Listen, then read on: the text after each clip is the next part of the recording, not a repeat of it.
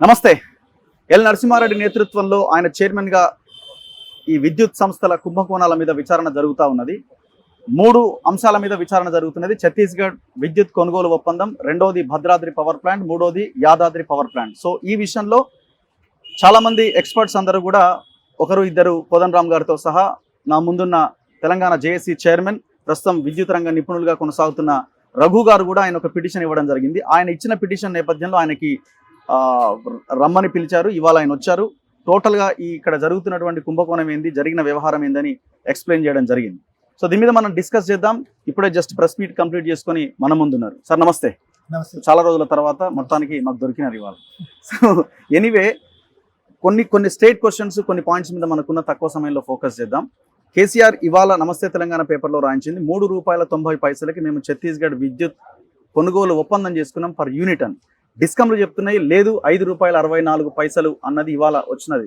అసలు వాల్యూ ఎంతకి జరిగింది, ఓవరాల్గా కస్టమర్కి వచ్చేసరికి అంటే వినియోగదారుడికి వచ్చేసరికి ఎంత పెద్ద మొత్తంలో ఈ పర్ యూనిట్ ఛార్జ్ అయింది? నేను కూడా చూశాను న్యూస్ రిపోర్ట్.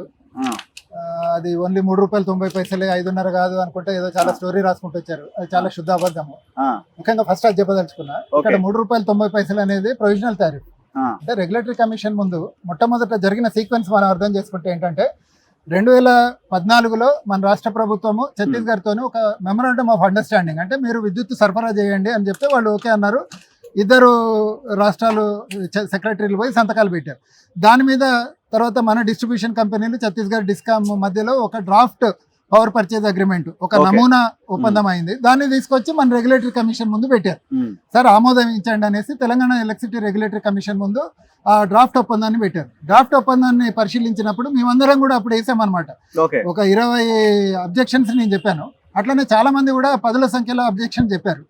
అబ్జెక్షన్స్ అన్ని కూడా చూసిన తర్వాత రెగ్యులేటరీ కమిషన్ ఏం చెప్పిందంటే ఈ అబ్జెక్షన్స్ చాలా వరకు వ్యాలిడ్ ఉన్నాయి, ఇవన్నీ కూడా మీరు ఇన్కార్పొరేట్ చేసి మళ్ళీ ఈ పీపీఎన్ తీసుకురండి, ఈ డాక్యుమెంట్ తీసుకురండి, అప్పుడు మేము అనుమతిస్తాం ఒప్పందానికి అని చెప్పారు. కాబట్టి ఫస్ట్ పాయింట్ ఇక్కడ అర్థం చేసుకోవాల్సింది ఏంటంటే విద్యుత్ కొనుగోలు ఒప్పందానికి ఛత్తీస్గఢ్తో చేసుకున్న ఒప్పందానికి అనుమతి లేదు, ఈఆర్సీ అనుమతి లేదు. First point. మరి అనుమతి దేనికి అంటే ₹3.90 ప్రొవిజనల్ గా అంటే టెంపరీగా నువ్వు ఈ ఒప్పందం చేసుకొని మా దగ్గరికి అన్ని సరి చేసుకొని వస్తావు కదా, అప్పుడు మేము సంతకం పెడతాము, కన్సెంట్ ఇస్తాము. అప్పటి వరకు ప్రొవిజనల్ గా ₹3.90 కొనమని చెప్పింది. 3.90 ఎక్సీడ్ కామని చెప్పలేదు ఎక్కడ కూడా. 3.90 ప్రొవిజనల్ గా ఇస్తే అంటే ఒక డ్రైవింగ్ టెస్ట్ కు మీరు పోయినప్పుడు ఫస్ట్ మీకు డ్రైవింగ్ లైసెన్స్ ఇస్తారు. డ్రైవింగ్ లైసెన్స్ తోటి లైఫ్ లాంగ్ చేస్తారా? చేయరు. అట్లానే ప్రొవిజనల్ లైసెన్స్ ఇచ్చినప్పుడు దాన్ని ఇమ్మీడియట్ గా ఛత్తీస్గఢ్ తో మాట్లాడి వాళ్ళు ఒప్పుకుంటున్న పాయింట్లు ఏంటి, ఒప్పుకొని పాయింట్లు ఏంటి, ఇవన్నీ కూడా తీసుకొచ్చి కమిషన్ ముందు పెట్టారు. సో అట్లనే ఛత్తీస్గఢ్ ఎలక్ట్రిసిటీ రెగ్యులేటరీ కమిషన్ కూడా వాళ్ళు కొంత క్యాపిటల్ కాస్ట్ ఫిక్స్ చేసిండ్రు, మన వాళ్ళు ఒప్పుకోలేదు. ఇవన్నీ ఇట్లుంది వాళ్ళ పరిస్థితి, మేము ఇది చెప్తున్నాం మీరు ఇది చెప్తున్నాం కమిషన్ దగ్గరకు వచ్చేసి ఆ డాక్యుమెంట్ పెడితే కమిషన్ క్లియర్ గా గైడ్ లైన్స్ ఇచ్చేది. ఆమోదం చెప్పేదా అప్పుడే కొట్టి పడేసేదో మనకు తెలియదు. అప్పుడు కొట్టేస్తే భారాలను ఉండే కదా. మన వాళ్ళు ఇప్పుడు దాదాపు 7 సంవత్సరాలు అవుతుంది, ఇంతవరకు కూడా ఛత్తీస్గఢ్ రెగ్యులేటర్ మీద, అక్కడ ఛత్తీస్గఢ్ డిస్కామ్స్ మీద వాళ్ళు ఏం చెప్పిండ్రు అనే అంశాలను తీసుకురాకుండా వీళ్ళిద్దరి మధ్యలో చర్చలు జరుగుతూనే ఉన్నాయి. కానీ ఈ లోపల పేమెంట్లు జరుగుకుంటూ పోతూనే ఉన్నాయి. ఎట్లా పేమెంట్లు జరిగినాయి అనేది మీకు చెప్తారు. మనం ఒప్పందం చేసుకుంది 1000 మెగావాట్లకు, కమిషన్ చెప్పింది ₹3.90, మనం ₹3.90 చెల్లిస్తున్నాం. కానీ చెప్పకుండా చెల్లిస్తున్నాయి ఏంటి అంటే వాడు 1000 మెగావాట్లు అని చెప్పేసి 200 మెగావాట్ల వరకు తగ్గించేసింది. ఇయర్లీ 5 ఏళ్ల పాటు తగ్గించుకుంటూ వచ్చి ఇక 2022 నుంచి 1 యూనిట్ సరఫరా చేయట్లేదు. మీరు ₹4 వస్తుందని అనుకున్నారు, కానీ వాడు సరఫరా చేయట్లేదు. మీరు ఏం చేయాలి? వేరే దగ్గర మనకు అవసరం విద్యుత్, బహిరంగ మార్కెట్లో కొన్నాం. ఈ బహిరంగ మార్కెట్లో ఈ 3.90కి బహిరంగ మార్కెట్లో కొన్న రేటుకు డిఫరెన్స్ ఎంత ఉందంటే ₹2,000 కోట్ల పైన ఉంది. యాక్చువల్గా ఇది యావరేజ్ రేటు మీద లెక్క కడితే యాక్చువల్గా ఎలక్ట్రిసిటీ డిపార్ట్మెంట్ లో marginal cost merit order dispatch అనే ప్రొసీజర్ ఉంటుంది. ఆ లెక్క ప్రకారం మనం అదనంగా కట్టిన లెక్క నా అంచనా ప్రకారం 3,000 కోట్లు దాటిపోయింది. సో అంత భారీ, కేవలం వాడు ఒప్పందం ప్రకారము అంటే ఒప్పందం ఫైనలైజ్ కాకపోయేసరికి పడ్డ అదనపు భారం కేవలం ఛత్తీస్గఢ్ తోటి 3,000 కోట్ల భారం పడింది. రెండోది, వాడుతో మనం 1000 మెగావాట్లకు ఒప్పందం చేసుకున్నాం ఛత్తీస్గఢ్ తోటి. 1000 మెగావాట్లు సరఫరా చేయకుండా తగ్గించుకుంటూ వచ్చిండు. సరే ఛత్తీస్గఢ్కి ఎంత పే చేసినాం పక్క పెట్టండి, కానీ లైన్కి సంబంధించి 1000 మెగావాట్లకు పేమెంట్ చేసుకుంటూ వస్తున్నాం. దాన్ని అన్యూజ్డ్ కారిడార్ అంటారు. ఓకే, వాడు 1000 చేసినా 100 చేసినా 500 చేసినా మొత్తం 1000 చేసినట్టు మనం లెక్క కట్టి వాడికి మనము పే దానికి చేస్తాం. వాళ్ళు చెప్తున్నారు దానివల్ల 630 కోట్ల. దానికి వాళ్ళు చెప్తున్న లెక్క ఏంటంటే అది కట్టక తప్పదు అన్న పాయింట్ నేను తీసుకొస్తున్నారు. అదే చెప్తున్నా, మీరు మీ ఇంట్లో సామాన్లను ఒక దగ్గర నుంచి ఇంకో దగ్గరికి షిఫ్ట్ చేస్తారు. షిఫ్ట్ చేసేటప్పుడు ఓ పెద్ద లారీ మాట్లాడుకున్నారు. లారీ మాట్లాడుకొని ఒక 10,000 రూపాయలు మాట్లాడుకున్నారు. మాట్లాడుకున్న తర్వాత ఆఖరికి చిన్న బ్యాగ్ వేసి 10,000 రూపాయలు ఇవ్వమంటే ఎట్లయినా వసూలు చేస్తాడు. అంటే మీరు కరెక్ట్గా ముందు మీ బ్యాగ్ ఉంటుంది, మీ లగేజ్ ఏముంటుంది, ఒకటే ఫ్రిడ్జ్ ఉంటుందా, లారీ బట్టే లగేజ్ ఉంటుందా అని మీరు ఆలోచించుకోవాలి కదా.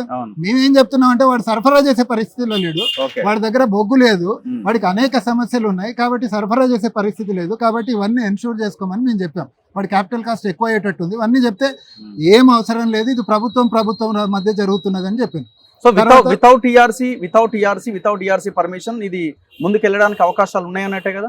వాళ్ళు ఇద్దరు చేసుకుంటా పోయారు, అది అనాథరైజ్డ్. ఈఆర్సీ ఆపడానికి అవకాశం ఉండదా? ఈఆర్సీ నా దగ్గరకు వస్తే కరెక్టే కదా అని చెప్తుంది అంతవరకు. అంతే. వాళ్ళు చెప్పారు 390 కొనండి అన్నారు, అక్కడి వరకు చెప్పి కూర్చున్నారు.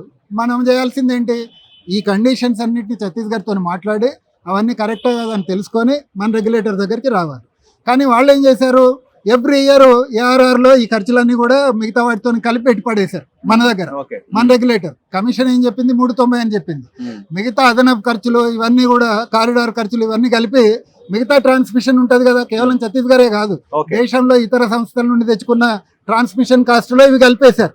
మేము అనేక సార్లు అడిగాం, ఈ ట్రాన్స్మిషన్ కాస్ట్ లో ఈ ఛత్తీస్గఢ్ లెక్క 600 కోట్లు కూడా ఉంది, అది వేరే చెప్పండి, దానికి అనుమతి లేదు అని చెప్తే అవన్నీ పట్టించుకోకుండా దానికి అనుమతి ఇచ్చారు. మీరు చెప్తున్న దాని ప్రకారం 390 కాదు, ఎంత ఛార్జ్ అయి ఉంటది? ఇక్కడ మూడు కలుపుకోవాలి మనం ఈ 390కి. ఒకటి అన్యూజ్డ్ కారిడార్, రెండోది మనము బహిరంగ మార్కెట్ లో అధిక ధరకు పెట్టిన అధిక ధర ఎంత అనేసి, మూడోది మనము నిబంధనలను పక్కకు పెట్టి పెనాల్టీలు కడుతున్నాం. ఇప్పుడు ఈ మొత్తం ఇవన్నీ కలుపుకుంటే ₹5.50 నుంచి ₹6.50 వరకు వచ్చింది ఇప్పటి వరకు. డిస్కౌంట్ చెప్తున్న లెక్క కూడా అంతే, 5.5 నుంచి 6.50 వరకు వచ్చింది. సో ఇదంతా ప్రజల మీద పడ్డ భారం. ఇప్పుడు 6,000 కోట్ల లెక్క చెప్తున్నారు వాళ్ళు. అది నాకు తెలియదు, 1,000 కోట్లలో అయితే పక్కా ఉంటుంది. నేను చెప్పాను కదా, కేవలం బహిరంగ మార్కెట్ లో మనం అధిక ధరకు పెట్టడం వల్ల, మెరిట్ ఆర్డర్ ను ఫాలో అవ్వడం వల్ల వచ్చిన అధిక భారం 3,000 కోట్ల వరకు ఉంది. యావరేజ్ కాస్ట్ లెక్క కట్టిన 2,000 కోట్ల. సిచ్యువేషన్ ఎట్లున్నా తెలంగాణ వచ్చిన కొత్తలో పవర్ లేని పరిస్థితి, ఉదయం ఎప్పుడు 6 గంటలకు పోతే మళ్ళీ సాయంత్రం 6 గంటల దాకా ఉమ్మడి ఆంధ్రప్రదేశ్ లో ఆ ప్రాబ్లం అందరూ ఫేస్ చేశారు. అసాధారణ పరిస్థితుల్లో అసాధారణ నిర్ణయం, ఈ లైన్ ని ప్రధానంగా ఫోకస్ చేస్తున్నారు. సో దీన్ని యాక్సెప్ట్ చేయడానికి అవకాశం లేదా? అంటే మేము చెప్పదలుచుకున్నది ఏంటంటే, అసాధారణ పరిస్థితుల్లోనే మనం ఇంకా ఆలోచనతో ముందు అడిగే. ఇప్పుడు 10వ అంతస్తులో ఫైర్ వస్తుంది, దాని మనం దూకుతా అంటే ఫైర్ ఉందని దూకుతాను, లిఫ్ట్ ఉందా, మెట్లున్నాయా, ఇంకేదన్నా ఉందా, లాస్ట్ కు దూకుతాయి ఇక తప్పనిసరి పరిస్థితి. ముందే దూకుతా అంటే ఫైర్ లో పోవడం బెటరా, దూకితే బెటరా? చెప్పండి, మీరే చెప్పండి, మీరేం చేస్తారు చెప్పండి. మీరు అసాధారణ పరిస్థితి ఉంది, స్మోక్ వస్తుంది, దాని మరి బయట దూకుతారా మీరు? అంతే ఇక మరి దూకాలి, అంతే. ఆప్షన్ ఏం లేదు కదా, ఆప్షన్ లేదంటే ఇక మేమేం చెప్పలేము. ఇంకేమైనా మార్గాలు ఉన్నాయి మేము చెప్పాం. ఇక్కడ నుంచి స్టైర్ కేస్ ఉంది, ఇక్కడ లిఫ్ట్ ఉంది, లిఫ్ట్ కి ఇంకా ఫైర్ రాలేదు, మీరు దయచేసి దాంట్లో బోండి అని చెప్పినాం. అదంతా కాదు, అసాధారణ పరిస్థితిని దుక్తా అంటే మేమేం చేస్తాం? ఓకే, అంటే మీకు ఆప్షన్స్ ఉన్నాయి కాబట్టి ఆ మార్గంలో చెప్పాము. రెగ్యులేటరీ కమిషన్ కూడా చెప్పింది ఇవన్నీ మీరు మార్పులు చేసుకుని రండి అని చెప్పింది. రెండో అంశం మీరు లేవనెత్తిన భద్రాద్రి అంశం. ఒకటి కాంపిటేటివ్ బిడ్డింగ్ రూట్ లో ₹4.50 ₹4.90 వచ్చింది అప్పట్లో అని చెప్పింది. అవును, వేరే రాష్ట్రాలతో కంపేర్ చేసిన, వేరే రాష్ట్రాలతో కంపేర్ చేస్తే ఎక్కువ వచ్చింది తక్కువ వచ్చింది కాదు, అన్ని కూడా ₹6 కన్నా తక్కువే ఉన్నాయి. First point. రెండోది, నేను కూడా ఎగ్జాంపుల్స్ మన కమిషన్ చైర్మన్ గారికి ఇచ్చాను నేను, అంటే నరసింహారెడ్డి గారికి. అదే సంవత్సరంలో ₹3.60 నుంచి ₹4.20 మధ్యలో దాదాపు 5-6 ఒప్పందాలు కాంపిటేటివ్ బిడ్డింగ్ రూట్ లో అయినాయి. అవన్నీ కూడా వివరాలు ఇచ్చాను. సో రెండో అంశం వాళ్ళు లేవనెత్తున్న అంశం ఏంటంటే, మీకు కౌంటర్ గా భద్రాద్రి పవర్ ప్లాంట్ అనేది మేము ఇచ్చింది దేనికి? కేంద్ర ప్రభుత్వ సంస్థ BHELకి ఇచ్చినాం. అంటే BHELకి ఇవ్వకూడదా? BHELకి ఇస్తే తప్ప అంతకంటే గొప్పగా పనిచేసే సంస్థలు ఏమున్నాయి? మేము కేంద్ర ప్రభుత్వ సంస్థలని కాపాడే దాంట్లో భాగంగా BHELకి ఇచ్చినామని చెప్తున్నారు. ఇప్పుడు మాకు కూడా ప్రభుత్వ రంగ సంస్థల్ని కాపాడాలనేసి మొదటి నుంచి మేము ఉద్యమాలు చేస్తూనే ఉన్నాం. కానీ నేను అనేది ఏంటంటే, జెన్కోను డిస్కామ్లను ముంచి BHEL ను లేపాల్సిన అవసరం లేదని చెప్తున్నాం. ఎందుకు BHEL అంటున్నామంటే, BHEL ఎఫిషియెంటా కాదా అంటే నేనేం చెప్పట్లేదు. మీరు 2017లో పర్ఫార్మెన్స్ ఆడిట్ కాగ్ రిపోర్ట్ ఇచ్చింది, కాంపిటేటివ్నెస్ ఆఫ్ BHEL అనేసి వాళ్ళు ఒక ఎలాబొరేట్ రిపోర్ట్ ఇచ్చారు. వాళ్ళు ఏం చెప్పినారంటే, 2013-14 వరకు కాంపిటేటివ్ ఉన్న BHEL 2015-16కి వచ్చేసరికి, అప్పటి వరకు వాళ్ళు టెండరింగ్ ప్రాసెస్ లో 88% సక్సెస్ రేట్ వాళ్ళు. ఓకే 2014-15 వచ్చేసరికి 44% పడిపోయింది. 2015-16 వచ్చేసరికి 0%. కాంపిటేటివ్ బిడ్డింగ్ లో పార్టిసిపేట్ చేస్తే వాడికి ఎవడు ఇవ్వట్లేదు. ఎందుకు? అప్ టు 80% ఎక్కువ రేటు కోట్ చేస్తున్నారు వాళ్ళు. 80% జస్ట్ ఇమాజిన్. అంటే మనకు సగం రేటు తగ్గిపోయేది అక్కడనే. కాంపిటేటివ్ లేదు. రెండోది వాళ్ళు పర్ఫార్మెన్స్ గ్యారంటీ టెస్ట్లు, అంటే కమిషనింగ్ అయిన తర్వాత BHEL వాళ్ళు పర్ఫార్మెన్స్ గ్యారంటీ టెస్ట్లు చేయాలంటే దాదాపు 55 ప్రాజెక్టులు ఉంటే ఒక్కదానికి కూడా వాడు టైంలో పర్ఫార్మెన్స్ గ్యారంటీ టెస్ట్లు చేయలేదు. క్వాలిటీకి సంబంధించి కూడా వాళ్ళు అనేక అంశాలు లేవనెత్తిండ్రు. నిజంగా చెప్పాలంటే BHEL, NTPC, జెన్కో ఇలాంటి సంస్థల్ని కాపాడుకోవాల్సిన బాధ్యత మన మీద ఉంది. కానీ నేను ఈ రాష్ట్ర పౌరుడిలాగా ఇదే సంస్థలో ఒక ఉద్యోగిలాగా నేను ఆలోచించేది నా జెన్కో, నా డిస్కామ్ మంచిగా ఉండాలని కోరుకుంటా. BHEL ఎవరితోనో ప్రైవేట్ కంపెనీతో, ఇండియా బుల్స్ అనే కంపెనీతో, దీని బ్యాక్గ్రౌండ్ ఏంటంటే 2010లో ఇండియా బుల్స్ అనే కంపెనీ దాని పేరు మార్చుకున్నారు, రతన్ ఇండియా అనేసి దాని పేరు మార్చారు. 2010లో 5x270 megawatt 5x270 megawatt supply కోసము బాయిలర్, జనరేటర్, టర్బైన్ దీనికి ఒప్పందము BHEL తోనే సంస్థ చేసుకున్న తర్వాత ఇద్దరి మధ్యలో గొడవలు వచ్చినాయి. గొడవలు కూడా ఎందుకు వచ్చినాయి? LC ఓపెన్ చేయలే ఈ ప్రైవేట్ కంపెనీ వాడు. ఎల్సీ ఏంటంటే పక్కా పేమెంట్లు అయితే అనమాట. నేను ఒక మెషినరీ సప్లై చేస్తే దాని కాస్ట్ నాకు వచ్చేస్తుంది. LC ఓపెన్ చేయకుండా BHEL వాడు ఎక్విప్మెంట్ అంతా సరఫరా చేయడం మొదలుపెట్టిండు. వాడు ఎక్విప్మెంట్ అంతా తీసుకొని పేమెంట్ చేయలేదు. దాని మీద విపరీతంగా గొడవలు వచ్చి ఆ అగ్రిమెంట్ టర్మినేట్ అయిపోయింది. టర్మినేట్ అయిపోతే మరి BHEL దగ్గర మెషినరీ ఉంది, మరి ఏం చేయాలి? వాడు BHEL వాడు వచ్చి మేము రెడీగా ఉంది మెషినరీ, మీరు వాడండి. 2010లో వాళ్ళ లైన్ లో వాళ్ళు ఉన్నారు. ఈ మిషనరీ కూడా సబ్ క్రిటికల్ తో తయారైంది. 2010లో సమస్యలు లేవు. 2013లో కేంద్ర ప్రభుత్వం కండిషన్ పెట్టింది, ఈ outdated technology, sub critical technology అనేది మంచిది కాదు. 2013 తర్వాత అంటే 2017 అంటే పంచవర్ష ప్రణాళిక. దేశంలో 90% అవే ప్లాంట్లు ఉన్నాయి కదా, అందులో ఈ దేశంలో అది ఏమి నియంత్రించబడ్డదో లేకపోతే నిషేధించబడ్డదో కాదు ఈ టెక్నాలజీ. సూపర్ క్రిటికల్ కి వెళ్ళాలంటే ఇంకొక 4-5 ఏళ్ళు పడుతుంది. ఇప్పుడు మన సిచ్యువేషన్ చాలా భయంకరంగా ఉంది, అందుకే మేము మరి ఆఖరికి ఎంచుకున్నాం. 2 ఏళ్లలో కంప్లీట్ కావాల్సింది ఎన్ని ఏళ్ళు అయింది? సరే, ఆ మెషినరీ అంతా తుక్క చెత్తన ఇదంతా పక్క పెట్టండి. 2 ఏళ్లలో కంప్లీట్ కావాల్సింది 7 ఏళ్ళు అయింది. మీరు కంప్లీట్ చేసిండ్రా? కాలేదు కదా. నేను అనేది ఏంటంటే ఒక సబ్ క్రిటికల్ నుంచి సూపర్ క్రిటికల్ పోవడానికి మీకు ఒక సౌండ్ గ్రౌండ్ అనేది ఉండాలి. వేరే వాళ్ళు తప్పు చేసిండ్రు అనేసి మనం తప్పు చేయడం కాదు. ఆ ప్లాంట్లన్నీ 5x2 ఎన్ని అంటే దాదాపు 30-40 సబ్ క్రిటికల్ వీళ్ళే.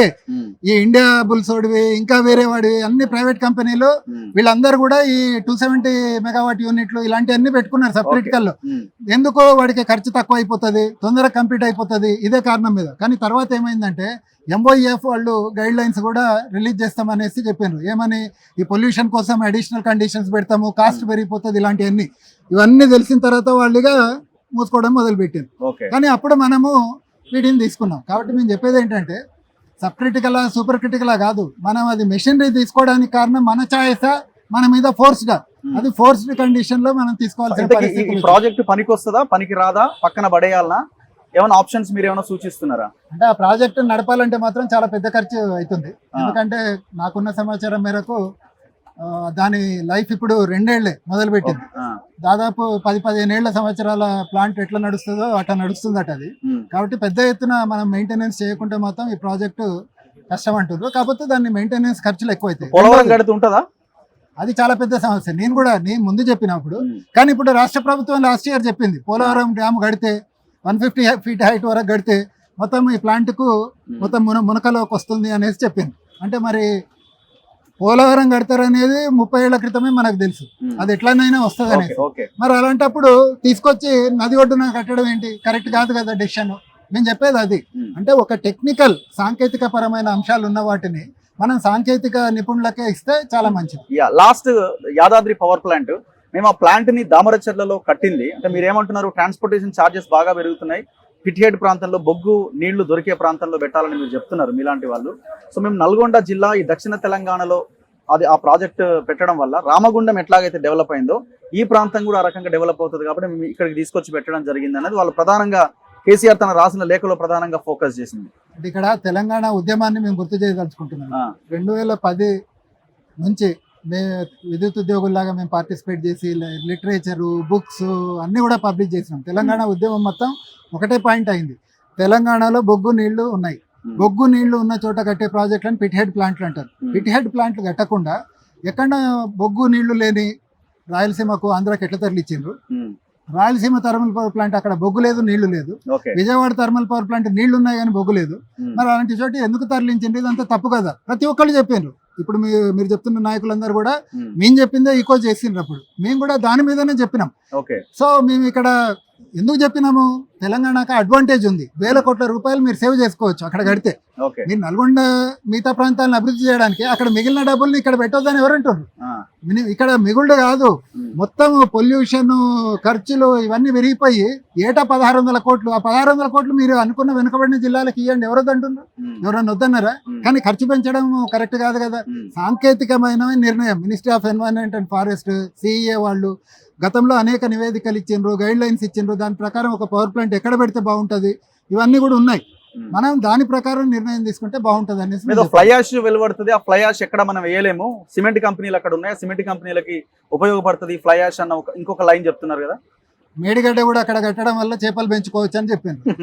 అంటే ఒక ప్రతి దానికి ఒకటి ప్లస్ 2 ప్లస్లు ఉండొచ్చు. కానీ ప్రధానంగా నువ్వు దేనికి అనేది మర్చిపోవద్దు. నేను అనేది ప్రధానంగా పవర్, తక్కువ కాస్ట్, ఇవన్నీ అంశాలు ఉంటాయి. ఓకే, సో మేము అనేది ఏంటంటే దీని మీద మీరు దృష్టి పెట్టాలి. తక్కువ ఖర్చుతోటి సాంకేతికంగా ఎక్కడ పెడితే మంచిది అనే దృష్టిలో పెట్టుకొని కట్టాల్సి ఉండే. సో యాదాద్రి కూడా పనికొస్తుందా, పనికిరాదా, లేదా ఏమైనా ఆప్షన్స్ ఉన్నాయా? యాదాద్రి పవర్ ప్లాంట్ నుంచి పవర్ ప్రొడక్షన్ కనీసం 6 రూపాయలు అవుతుంది unit cost. 6 rupees production cost. సరఫరా, పంపిణీ ఇవన్నీ కలుపుకుంటే 8 రూపాయలు అవుతుంది. సో అంటే కన్జ్యూమర్ ఎండ్ దగ్గరకు వచ్చేసరికి మనకు నష్టాలు ఉంటాయి. అట్లనే పెట్టుబడి ఖర్చులు ఇవన్నీ కలుపుకుంటే 8 రూపాయలు అవుతుంది. అంటే చాలా ఖరీదు. అంటే ఇవన్నీ కూడా కొద్దిగా ఇబ్బందికర పరిస్థితులు తెలంగాణకు ఉంటాయి. కాబట్టి ఇప్పటి నుంచి కొద్దిగా జాగ్రత్తగా వ్యవహరించాలనేసి అనుకుంటున్నాం. సో ఈ దేశంలో సర్ప్లస్ పవర్ అందుబాటులో ఉంది అని అంటున్నారు. ఈ ప్లాంట్లు ఏవి నడిపించకుండా బయట నుంచి మార్కెట్ లో కొనుగోలు చేస్తే ఇంకా తక్కువ ఖర్చుతో అయిపోతుందా? అంటే సర్ప్లస్ పవర్ ఎక్కడుంది, ఏంటి, ఏ ధరకు వస్తుంది, ఇలాంటి అంశాలు కూడా చాలా కీలకమైన అంశాలు. వీటన్నిటిని కూడా సాంకేతిక నిపుణులతోటి ఒక కమిటీని వేసుకోనో లేకపోతే అధ్యయనం చేసో దాని ప్రకారం నిర్ణయాలు తీసుకుంటే బాగుంటుంది. Thank you very much Raghu గారు. ఇది తెలంగాణ జేఏసీ చైర్మన్ రఘు గారితో స్పెషల్ ఇంటర్వ్యూ. చూస్తూనే ఉండండి మన తొలి.